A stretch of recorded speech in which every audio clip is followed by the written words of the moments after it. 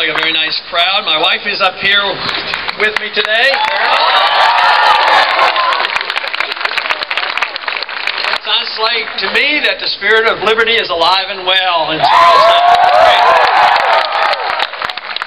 You know, it's nice to be down a little warmer climate. Yesterday I flew up to Washington. I thought I ought to attend and vote against that increase in the national debt that you're going to get on $1.2 trillion. So it is nice to get back down and have this nice, very warm welcome. I always say that, you know, in Washington when I give a speech, I never get applause, so I'm always glad to get out of Washington. You know, you get a better chance to get an applause if you're telling the people the truth about what's really happening in Washington. And I think that's the real tragedy. I think there's so much deception going on. And I think what's happened over the many years is we have things turned upside down. The Constitution was written not to restrain you, but to let you have your freedom, but also to protect your privacy. But what we have, they're always attacking your privacy. They're trying to take over the internet. At the same time, they want more secrecy in government. So I want to turn that around. I want you to have your privacy.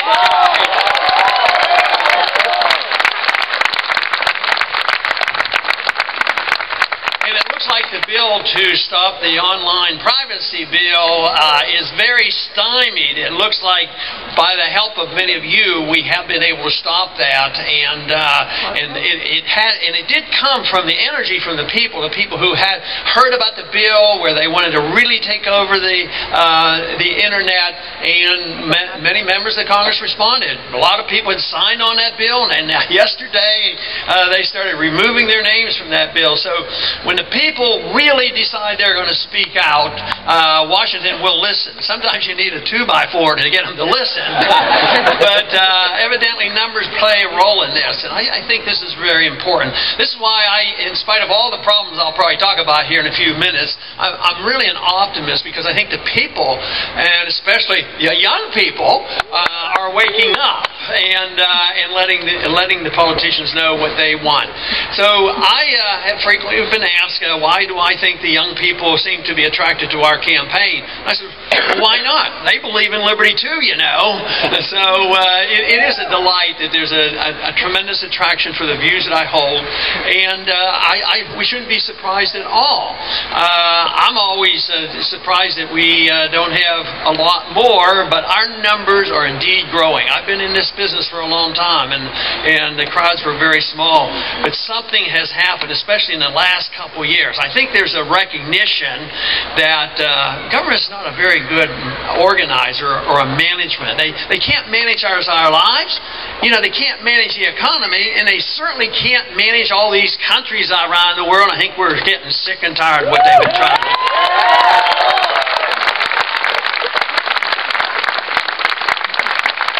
Not the only thing they've been good at is running up the debt, and they seem to have no problems with that. But you know, yesterday, that vote on raising the national debt limit by 1.2, it was a real farce in many ways, because the debt is going to be increased. Last summer, the Congress gave up their responsibilities, and they said, well, when the president needs more money, he can raise the national debt, and we get to vote it down if we want to. And then if we vote it down, then he can veto it. And then you'd have to, you know, override his veto. So it's a foregone conclusion, because voting down the debt increase won't happen in the Senate. So the debt is automatically going up $1.2 trillion. Nobody seems to care. If they did, they would take my advice and cut the budget by $1 trillion in 1 year is what we need.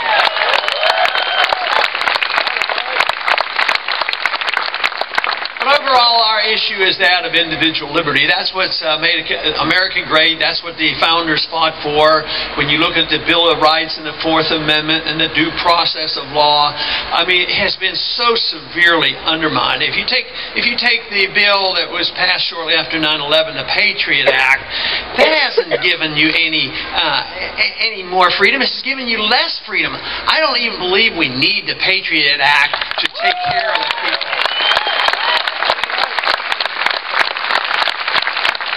Also yesterday, Yesterday, while in Washington, I introduced a piece of legislation. It was my typical, very long, complicated piece of legislation. It was one page, and it says, it says repeal that provision in the National Defense Authorization Act that gives the President the authority to arrest Americans by the military and held indefinitely. I want to repeal that.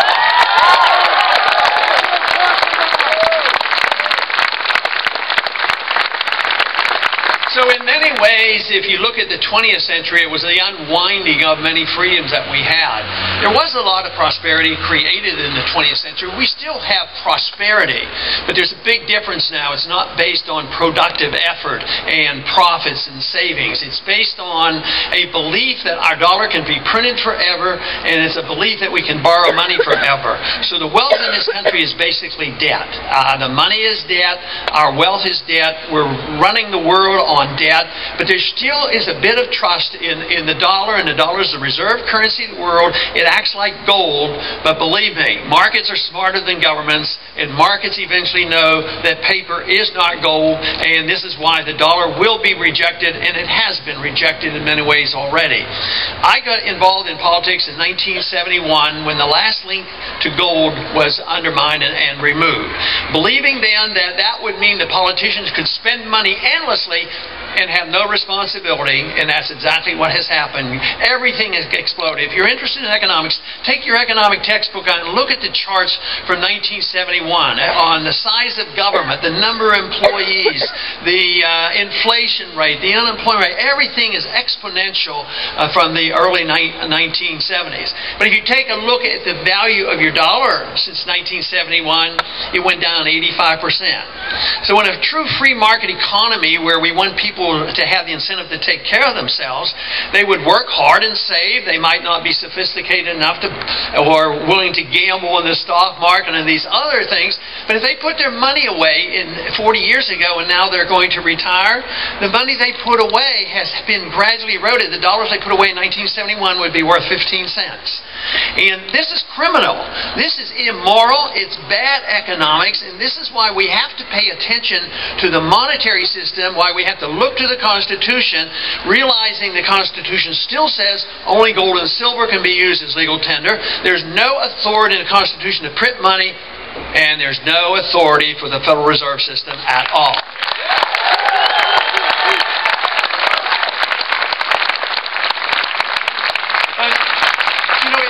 Even short of the time will come when we revamp and have a new monetary system or get rid of the Federal Reserve, the most important thing we do right now, and it supports about 80% of the American people because I can't imagine anybody being opposed to it, why doesn't the Congress demand to know exactly what the Federal Reserve is doing, how much money they're printing and when and where it goes and who gets all the benefits? And we should need a full audit of the Federal Reserve System.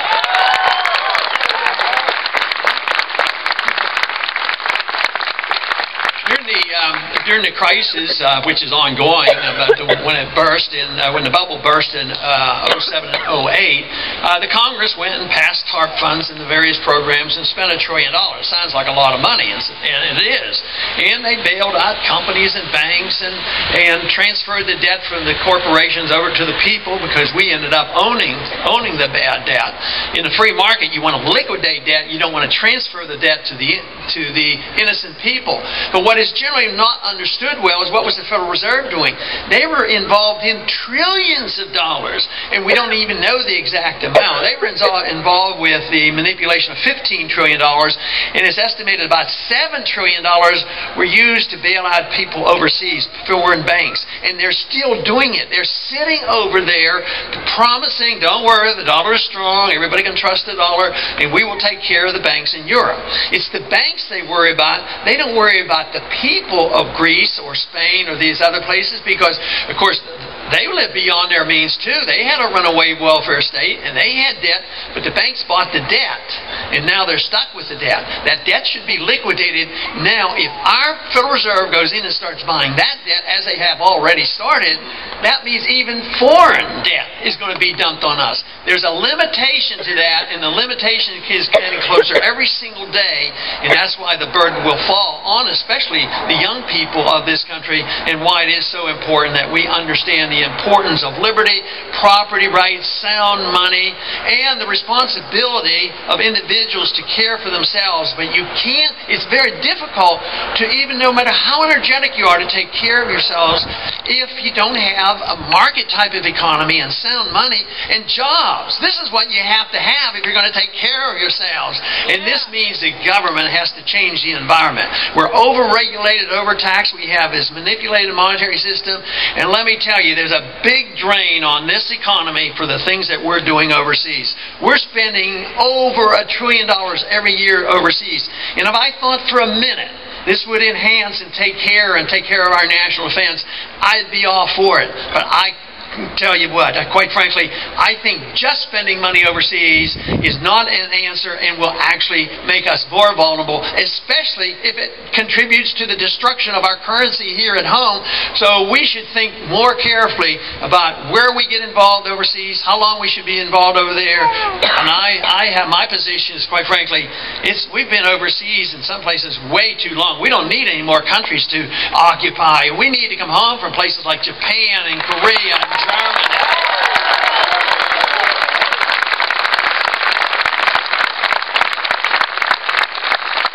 But we can have a stronger national defense if we do. That is a prime responsibility of the federal government, to have a strong national defense. And actually, one of the things I can tell you is where we, as our government has done a pretty darn good job. We have a military that is superior to all the other militaries put together. We have more weapons and we're more capable. And believe me, nobody's going to invade us. And we're quite capable of taking care of ourselves. But it doesn't mean that we should continue to spend money. I make a strong point that you should think about military spending being different than defense spending. If you spend money, say in Iraq, fighting a war that was unnecessary, helping to put our government into debt of $4 trillion, which has happened with military spending over the last 4 years, if you do that, that doesn't mean that we're stronger. That means that we're financially weaker, and who knows, we may have more enemies now than ever, because, you know, there's a lot of collateral damage that we like to dismiss. But let me tell you, it's not dismissed. When people get killed because we're occupying their countries, just think, I know the other night people didn't like what I said, but just think of what it was like. You know, if another country did to us like we do to some of them, wouldn't we be annoyed as well?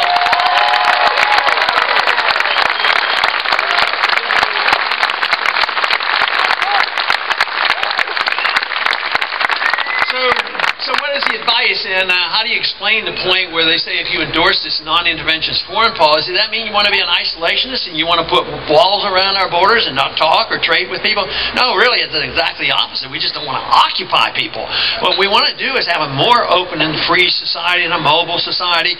The very people who say that we who believe in non-intervention are isolationists are the ones who always want to put sanctions on countries. And sanctions are actually acts of war. I think it's time that we, you know, after 40-some, maybe 50 years now, I think we ought to think seriously. Don't you think it'd be safe to remove the sanctions against Cuba? Why don't we talk to Cuba and trade and travel to Cuba?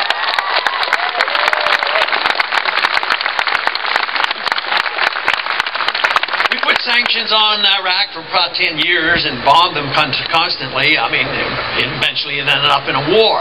And that war is far from over. I mean, a lot of our troops have left, but we have a huge embassy there. And the troops will have to be there, so it will be a financial burden to us and a distraction from what we want to do. I complain about all this effort.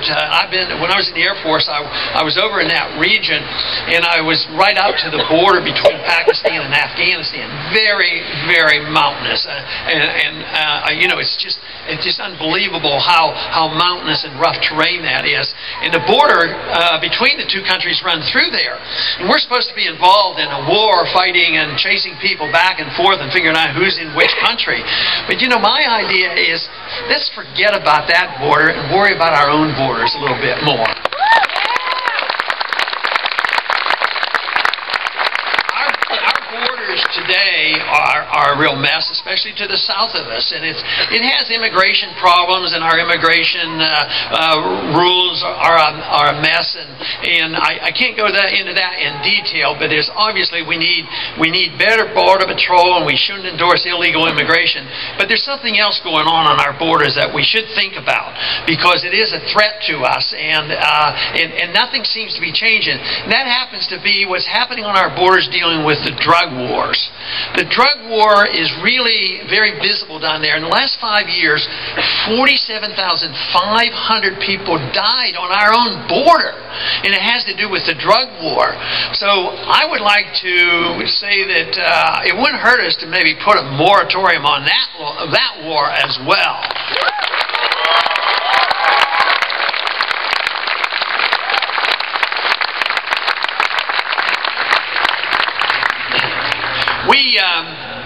We've been fighting the drug war substantially since the early 1970s, spending trillions of dollars. And guess what? Prohibition doesn't work. It didn't work with alcohol, and it isn't working with drugs. I think we should rethink that. Your generation needs to rethink it, because when a previous generation decided that we were going to make people more moral and teach them that alcohol is bad for them, which it is. It's a really very dangerous drug, as all drugs are. And yet they tried the prohibition method to mold people. They did it for 10 years or so, and then they decided, oh, it didn't work. So they woke up one day and they repealed it. Today, this one's been going on longer. It's much more complicated. It's been more costly. We fill our prisons with nonviolent criminals. You can get put in prison for being a nonviolent user of drugs on 3 occasions for life. And I would suggest those people who have done the murdering and the raping shouldn't be getting out, and we shouldn't be putting nonviolent drug users in prison.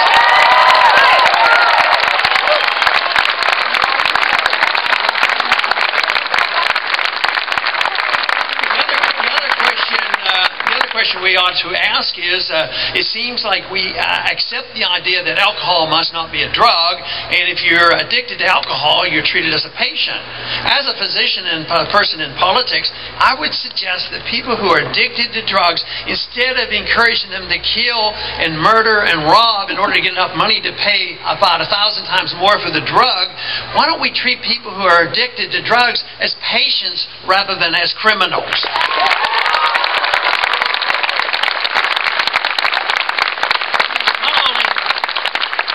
Is it a failed policy, but it also does something to our liberties, because it's an excuse for people to come busting into houses. I'm sure you've heard the stories of the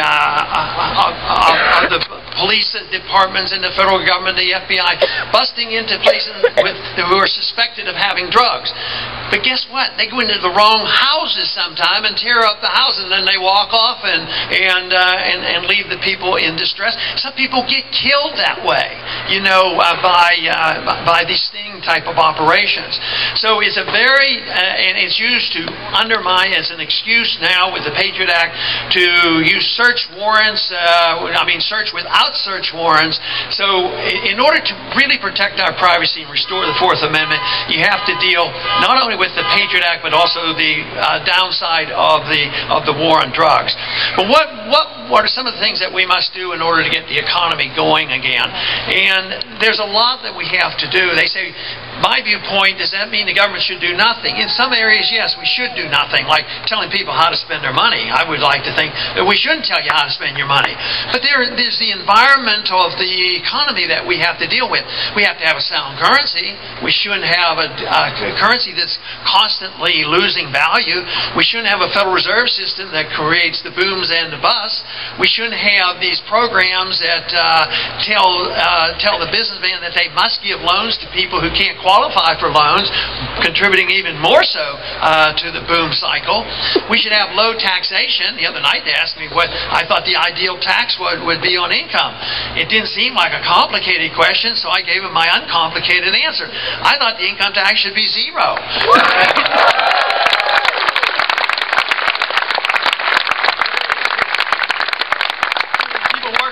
Through college, if there were more jobs and you didn't have any taxes, it would be a lot easier to work your way through your college. You might not have to borrow so much money. And it was close to that when I went to college. It was the taxes were essentially nil at that time. There were jobs. The jobs didn't pay very much, but guess what? The education didn't cost very much now.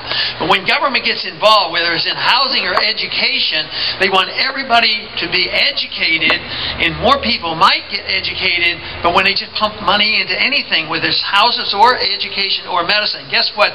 The number one thing that happens, the price goes up. The cost of education, the cost of medicine, the cost of houses, and distorts the economy, and then there has to be a correction. That's certainly what happened in the housing bubble. But right now, the most important thing that we have to try to do in order to get the growth back again is you have to liquidate. You have to get rid of debt, and you have to get rid of malinvestment. Because when the Federal Reserve lowers the interest rates lower than they should be, it encourages savers and business people to do the wrong things, make mistakes, and borrow too much money. So if you don't liquidate the debt, you just can't build on that. And unfortunately, in the last 4 years, like I mentioned before, they didn't liquidate the debt, they transferred the debt. They transferred the debt from the people who made all the money and gave the debt to the people who are losing their jobs and losing their houses. So what we need is a clear understanding of the free market economic system. And unfortunately, we have been engaged in this country many, many decades, if not 70 or 80 years, being taught only one form of economics, and that's been the Keynesian economic interventionism. And believe me, people in Washington, the bureaucrats and the politicians I know, aren't smart enough to tell you how to spend your money and run your business.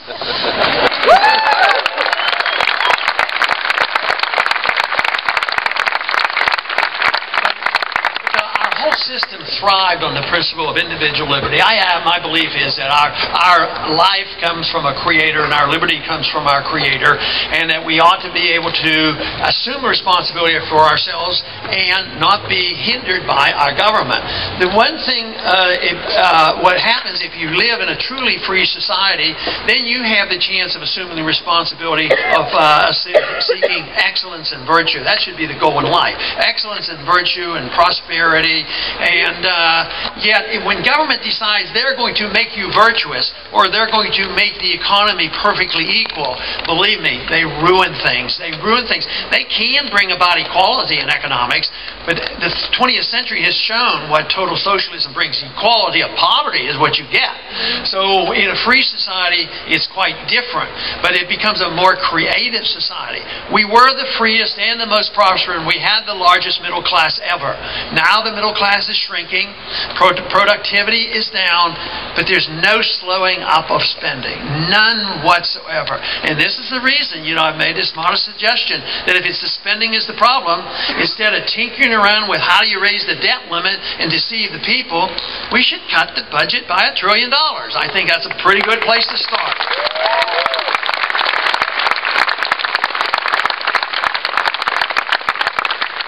Freedom at one time was seen as a unit, and the founders understood this. If you had a right to your life, you had a right to your social life, and you had a right to your economic life. Today we have a few people defending personal liberty and a few others defending economic liberty. But you need to put this back together. If you have a right to your life and your liberty, therefore your social life, as long as you don't hurt people, that you have a right to do what you want to do as well as how to spend your money. And some people say, oh no, some people are going to waste their life. They're going to do some dumb things, and we got to take care of them. I had one member of Congress, we were voting on something, putting controls on the people. I said, why are you doing this? I said, why should you regulate and tell people what to do? And they said, they're too stupid. So this is their attitude that they have to tell you. But it is true in a free society. If you have your freedom, you might make mistakes. But the whole thing is, it's better you make your own mistake and suffer the consequence than the politician making the mistakes and everybody suffering.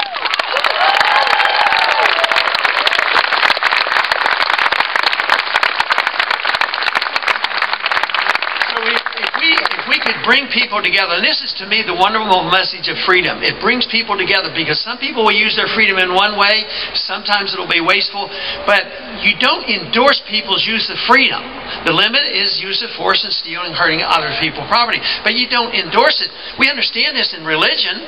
People can be atheists and they can be all forms of religion, and this country generally respects freedom of choice, and they may make mistakes, but in social things and economic things, all of a sudden we think we have to regulate them. But we need to have a better understanding and not feeling so threatened. Just because we legalize freedom, that doesn't mean we endorse it. If we endorse what people do, a lot of people would like to paint me as being pro-drug or something. I'm not. You know, it's just that I'm pro-choice on people allowing to use their own lives, but I condemn, you know, some people on their choices. But I'm willing to believe that a free society is the most prosperous society.